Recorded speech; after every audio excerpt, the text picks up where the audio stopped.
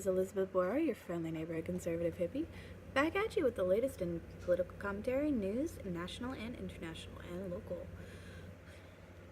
So today we're going to be talking about a police officer who mistakenly entered the wrong apartment, mistook the tenant for an intruder, and fatally shot him. And this happened in my state, a few hours north of here. So let's get into it, guys. By the way, hope y'all had a great weekend. Alright, so the article we're going to be talking about is from the Washington Post. A Dallas police officer arrested days after she killed a man in his apartment. It's by Christine Phillips. It's last updated at 9:21 a.m. So I'm pretty good. Also, those of you who've been waiting, sorry I'm late to the party. I had power outage. A Dallas police officer, authorities said, entered an apartment she thought was hers and killed a young man, has been arrested on a manslaughter charge. Amber Geyer, 30, was taken into custody Sunday evening amid intensifying calls for her arrest and accusations that police are showing deferential treatment to one of their own. The shooting death of Botham Shem Jean, 26, also has become a rallying cry for advocates against police brutality, although much is still unknown about the circumstances surrounding his death. You know, things such as how the heck did she get into his apartment in the first place without kicking the door down? Like, how long was her shift? What was she doing on her shift? And was she, if she was, under the effects of anything recreational? Anyways, none of that has been disclosed as of yet, so hopefully we'll get more information in the coming days now that the arrest warrant has been filed and she has been arrested. I found another article yesterday, I'm not going to put that up, I just want to talk real quickly about it, that said she had a shooting, it was in USA Today, I believe, that said that she was involved in a shooting last year in May, where she was assigned to look for a suspect with another officer. They came across a man identified as Uvaldo Perez,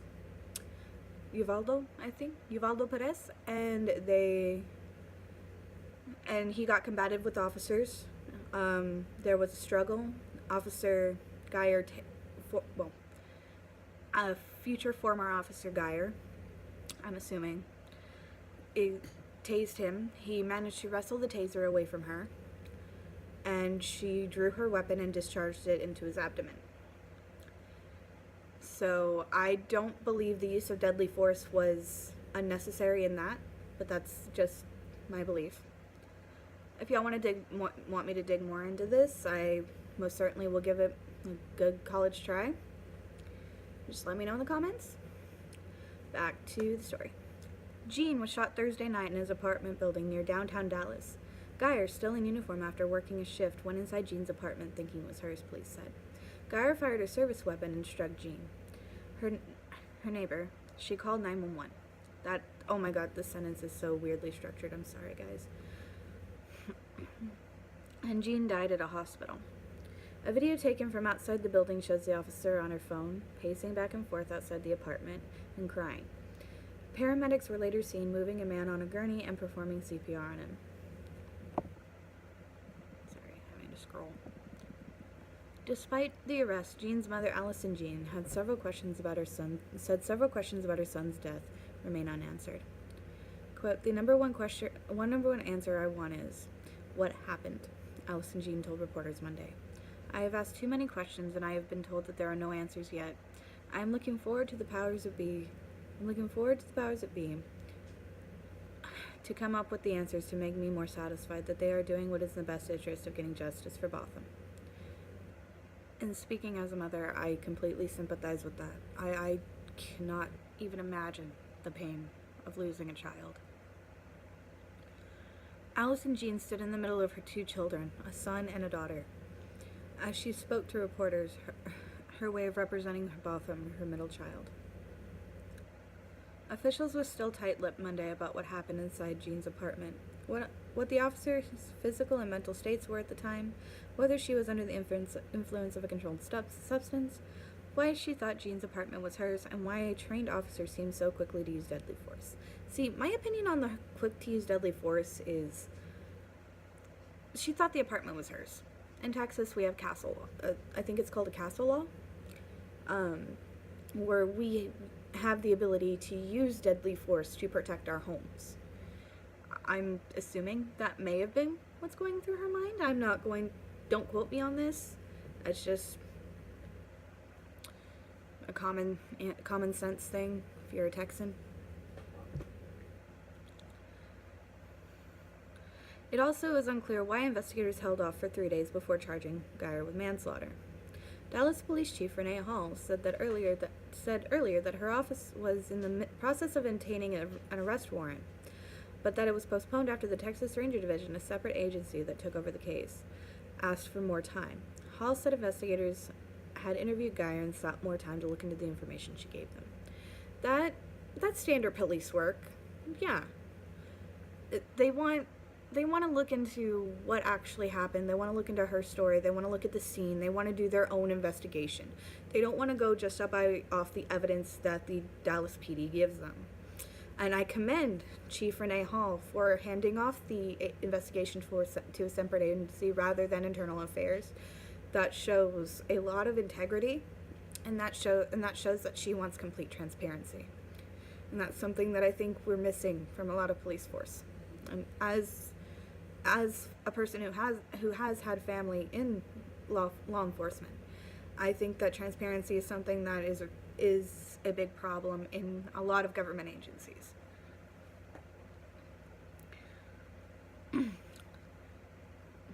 Things changed Sunday evening when Geyer turned herself in at Kaufman County Jail just outside Dallas.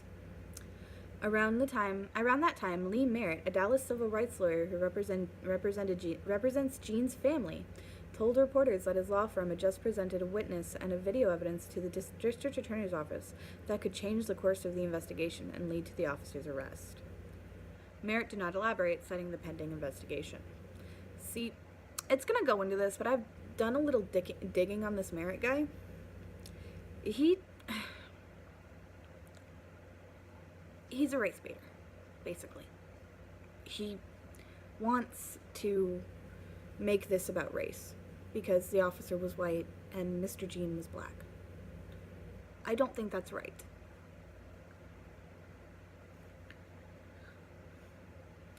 A grand jury will ultimately decide the final charges against Geyer. It could look like charges such as murder, a first-degree felony, or the lesser charge of manslaughter, a second-degree felony. Dallas District Attorney Faith Johnson vowed thoroughness and fairness as her office prepares to present the case to the grand jury. We're going to unravel whatever we need to unravel. We're going to intern whatever we need to intern. And we're going to present a full case to the grand jury, Johnson told reporters. Geyer, who has been with the police department for 4 years and is now on administrative leave, has since been freed on a $300,000 bail. Whoa, who paid that for? Sorry, guys. I didn't read this part. I should have. The Dallas Morning News reported that her attorney did not immediately respond to requests for comment. The delay in the officer's arrest frustrated Jean's family members, who arrived in Dallas from the Caribbean island of St. Lucia, where Jean was born. It also raised questions about whether the investigators were showing deferential treatment to the officer. I don't believe so. I really don't.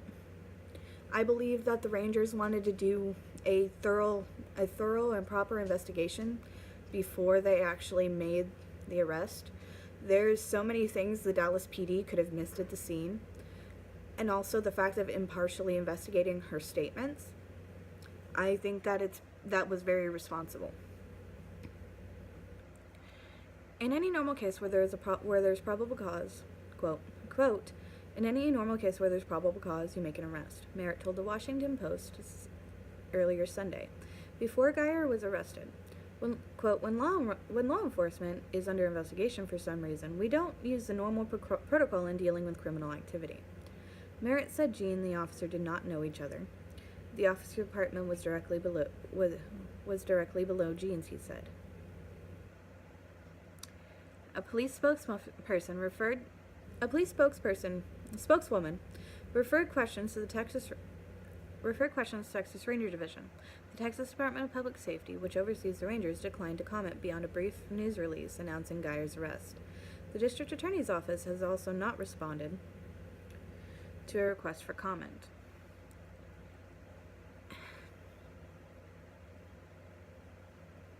It was directly below hers. Or what was it directly below? Or was hers directly below his? Give me 1 second. I know I read it. Alright. So, I've worked 14, 15-hour shifts.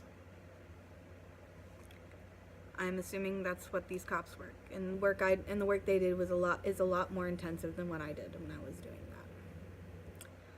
I don't know how many times I've stopped a floor short or a floor too many and then realized it before I walked up to a door. This, like I said, she was probably incredibly fatigued. And I'm sorry guys, this is going to be a long video. We're already at 11 minutes. And it's a long article. Alright, let's get back to it. Jean's death renewed calls for policing reform and places the national spotlight back on the police department that just 2 years ago lost 5 of its officers in a shooting. A gunman who, quote, said he wanted to kill white people, especially white officers, end quote, opened fire in July 2016 in the middle of what had otherwise been peaceful protest of police shootings. Yeah, I remember that. That was horrific. During a criminal justice panel Saturday, Hall said she didn't know whether that race was a factor in Jean's death and asked the public for patience as investigators do their work. Jean was black and Geyer was white. Quote, there is so much rhetoric surrounding this incident that we have a lot of questions that are unanswered, Hall said. Allow us to get to the bottom of those answers that we could give you, and let us have a discussion, end quote. Merritt, who also represents the family of Antoine Rose II, an unarmed teenager who was shot by an East Pittsburgh police officer, said race and police officers' use of deadly force are deeply intertwined in this country. On the night of the shooting, Geyer's apartment key was found in Jean's door, suggesting that she had tried to open it. Merritt said, seeing a black man inside an apartment she thought was hers could have influenced her actions, Merritt concluded. I don't want to believe that race was a factor in this. I want to believe this was just a fatigued cop who made a dumb mistake. And that ended in a loss of a life. He quote, I have to believe based on experience that her decision to use deadly force in the way that she did was influenced by the fact that she was standing in front of a black male, and that our society has allowed law enforcement to use deadly force in unnecessary situations against black men with impunity, he said. I will agree that in the past that has happened, but now, no, not so much. A lot of the problems with police officers and black people is because that they're 13% of the population in the United States. They make up 50% of the violent crime. And those are statistics, and I will find them if you would like me to, and post them in the next video. Also, the statistics show that there is more black on black crime than there is officer on black violence. Alright. Jean moved from St. Lucia to Arkansas and later became a naturalized U.S. citizen. Merritt said. He graduated in 2016 from Harding University, a private Christian school in Searcy, I think I'm pronouncing that right, Arkansas, where he was a member of an a cappella group that performed spiritual songs for churches. Jean frequently led singing at the university chapel and during campus events.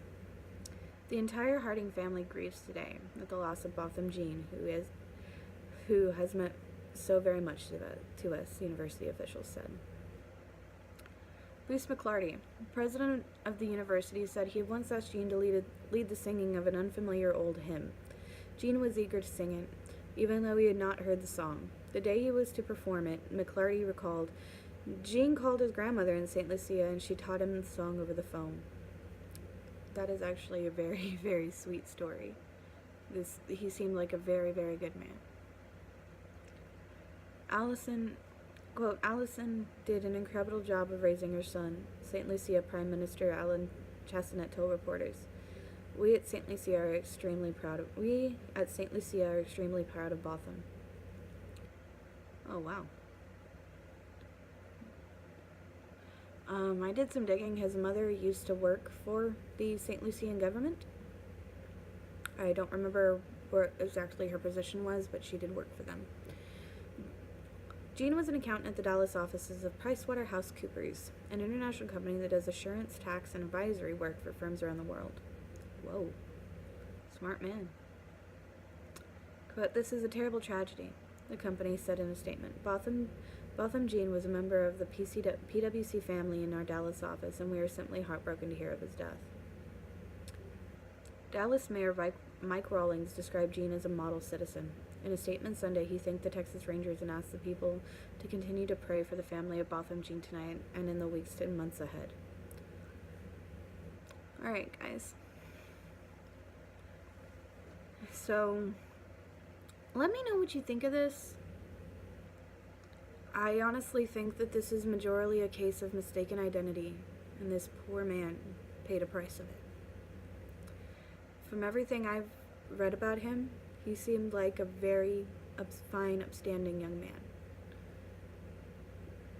He was going places.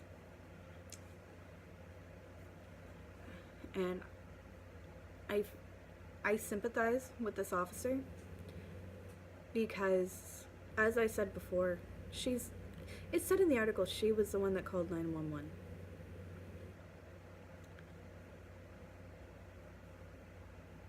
If she hadn't have called 911, we wouldn't be hearing about this.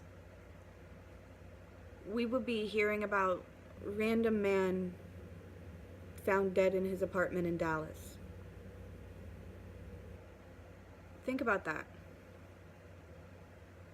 Think about that and whether you think that this was racially motivated. Think about that and whether you think that this woman is worthy of your sympathy. I think, and the article also said she turned herself in before they even put out a warrant.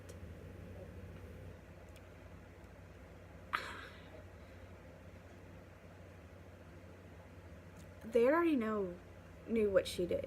She called 911 on herself. She called it in. They knew she was planning. She knew they were planning an arrest warrant for something. She wasn't going to get away, and she knew that. She turned herself in. Whether or not she was remorseful, I don't know. But I still feel bad that a case of mistaken identity has cost 2 people their lives. One we will never see again, and one her life is ruined. Have a blessed day, guys. Let me know what you think in the comments. Remember to like, share this video if you want, subscribe if you want to. Have a blessed one.